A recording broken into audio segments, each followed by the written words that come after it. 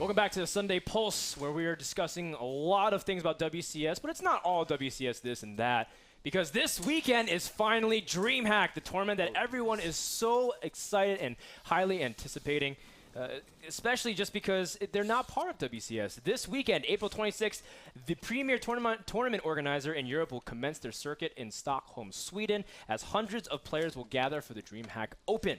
We've already talked about several of the players attending, but I want to ask you guys the big blueberry elephant in the room. Blueberry elephant? Yeah, the blueberry elephant in the room. Is that an inside joke? No, it's not. I have to share this joke. Can I share that joke? Can we talk about no, Blueberry? I don't think. I want to tell the story of Blueberry. Ben, don't do it. All right, go ahead, Ben. You have the floor. 30 seconds. All right, Blueberry elephant.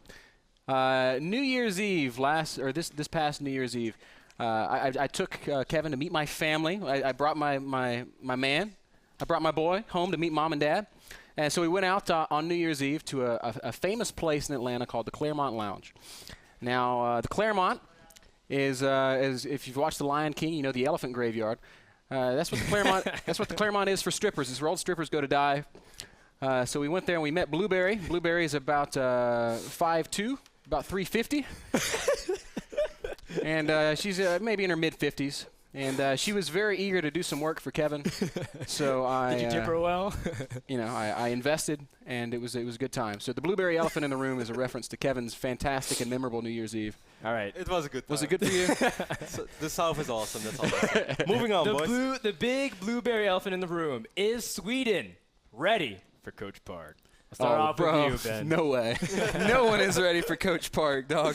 If Coach Park walked in on the MLG broadcast and he crossed his arms, it would have immediately turned into GSL Coda. All the Chinese players would have qualified immediately. It would have just it would have been like watching Fox, the NFL on Fox, man. Da-da-dun, da-da-dun. Fighting robots would have come out in 3D. It would have been amazing.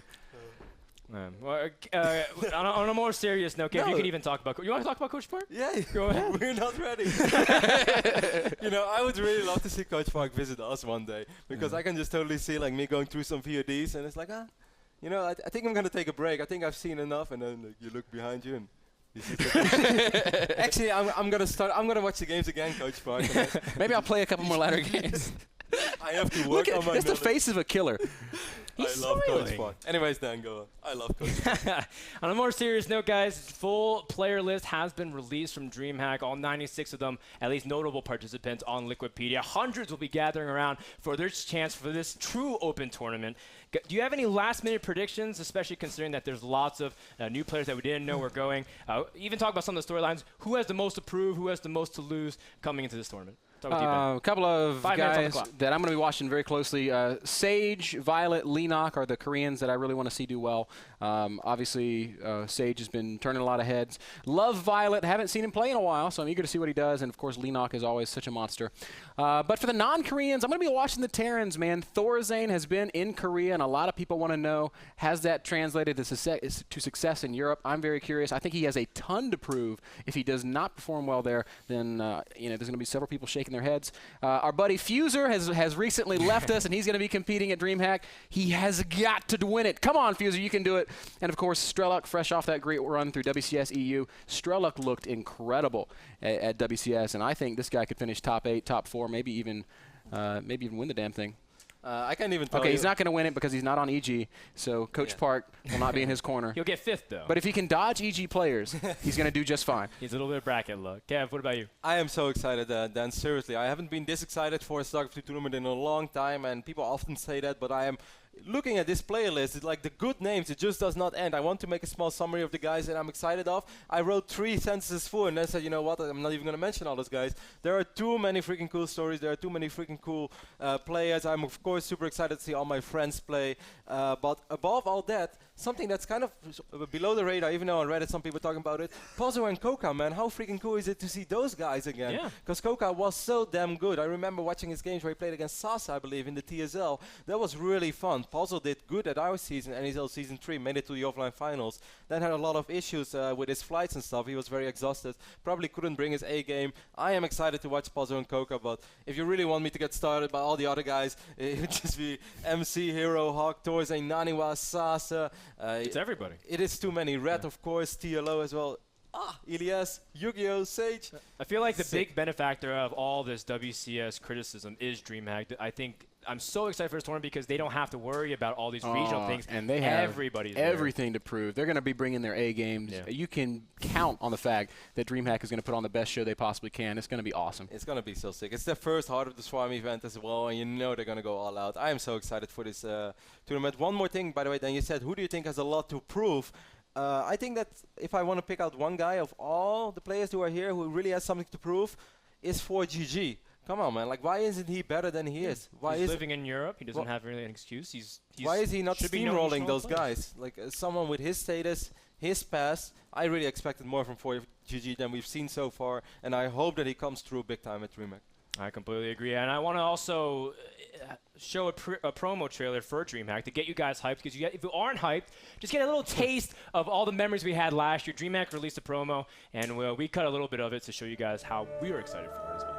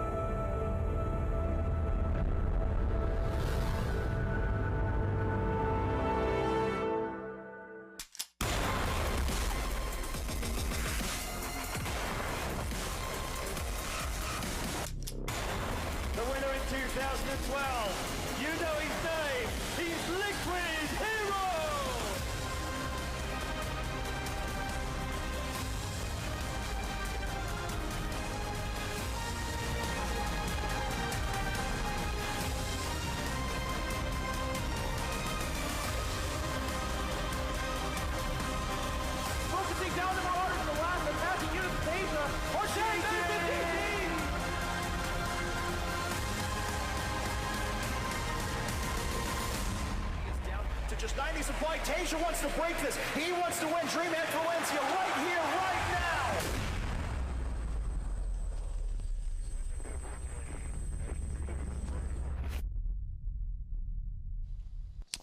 Again, go to open.dreamhack.se for all information. April 26th to 27th, don't miss it. I'll be watching it for sure at as many screens as I can, especially because we also have something we can announce, can't we? Well, not officially, but I wouldn't do it. It's fine. It's a good chance that we'll be doing some of the casting. Our boss still has to sign off on it. Oh, God.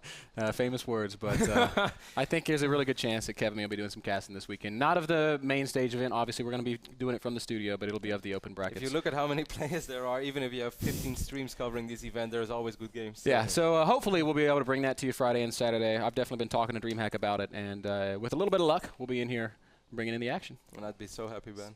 Dude, I have a reason to smile again. It would make my day. Make my day as well. It's been a very cloudy year so far. It's kind of like New York sky overcast, right? There's going to be a lot of players also playing under a new tag at Dreamhack. In fact, we have lots of player moves that we didn't get to discuss the past couple of weeks. Clutch was able to bring you guys up to speed about all the player moves. It's time to get a rundown of what's happening in the world of player moves for StarCraft 2. After months of speculation, Naniwa has announced his new team, the Alliance. In a separate but hugely equal transaction, No Tidehunter, one of the premier European Dota 2 teams, has also signed with a new organization. Internet detectives have traced the Alliance to be connected to evil geniuses. However, no official statement has been made in regards to this discovery. World-renowned gaming team Natus Vincere, Navi for short, acquires FXO Europe. Baby Knight, Happy Zerg, Lowly, Minato, and Strelok have all been transferred over to their new team. Strelok and Baby Knight will be competing under the Navi tag in the first season of Blizzard's WCS European Tournament. Elfie joins ENCE Esports after leaving Acer. Originally under a personal sponsorship, Elfie has joined a brand new Finnish organization called Enceladus under the motto, Ever to Excel, Better Than Others. This leaves Acer with no Protoss players. Several North Americans have also changed team addresses. A pair of Terrans, Kauai Rice and Talaya, joined Team My Intent after leaving Light Esports. Poke Bunny, formerly from Quantic Gaming, has retired, and Clarity Gaming picks up Sterling, a solid North American Terran player.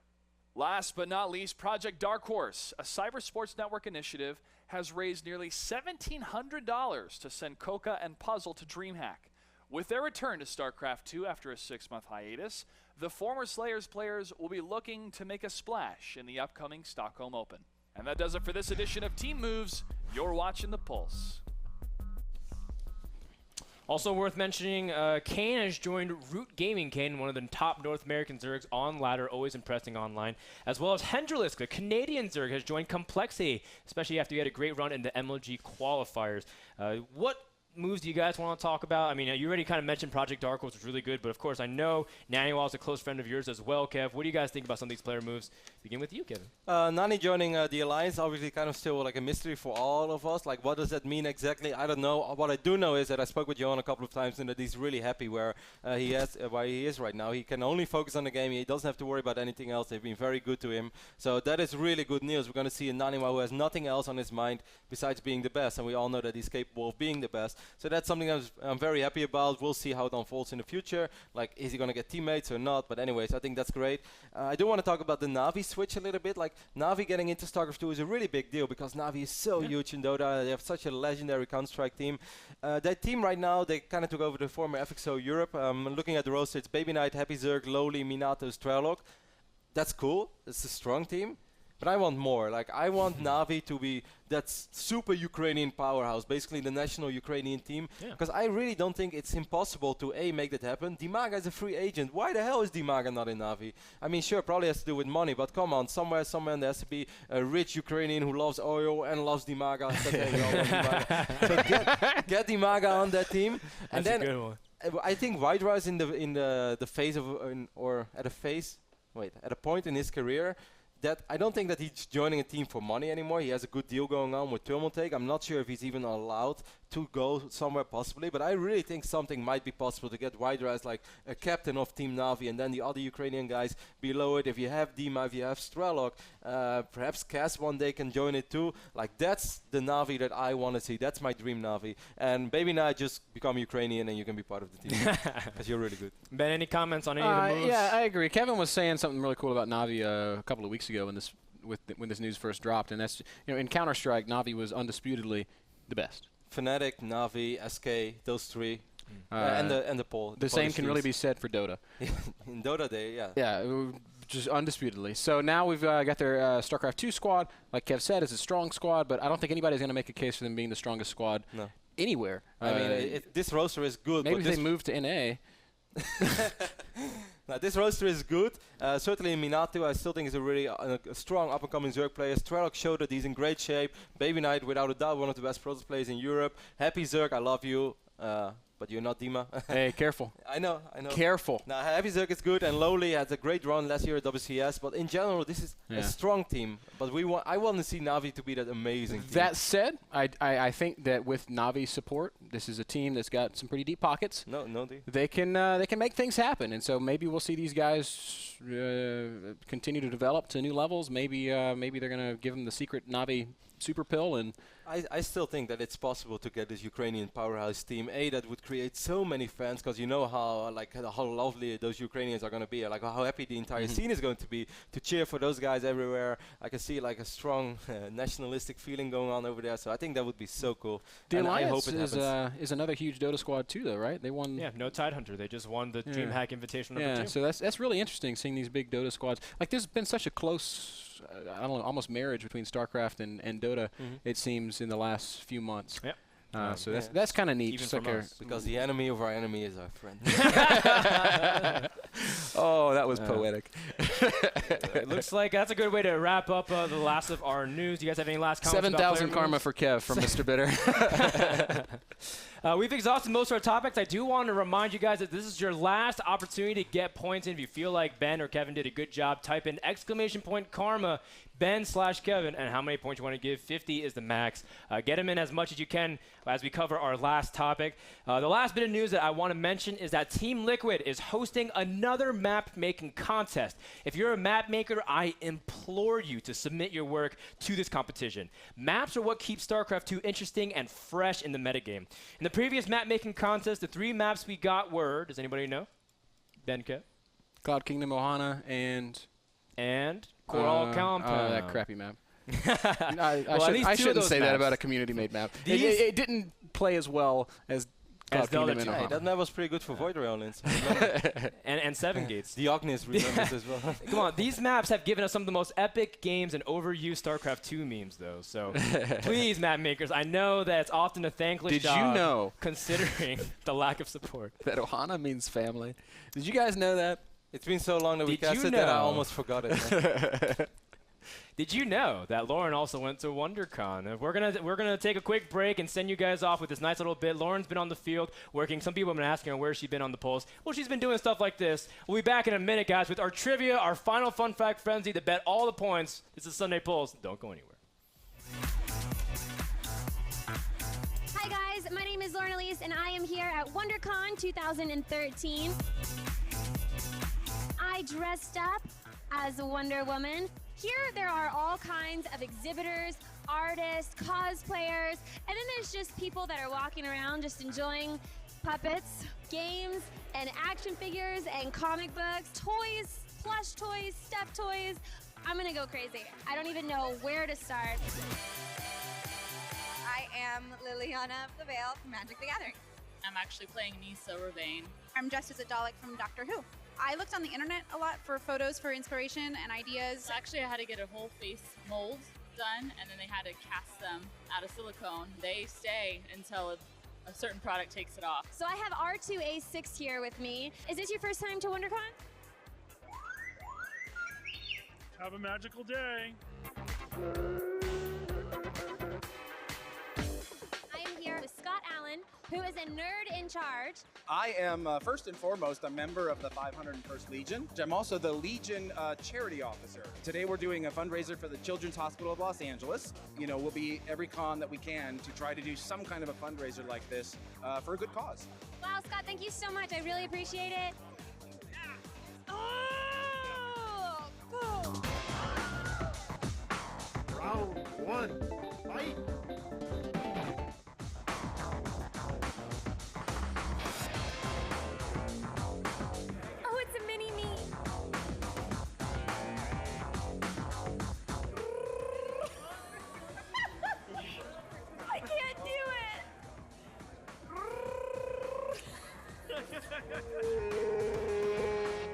What's your name?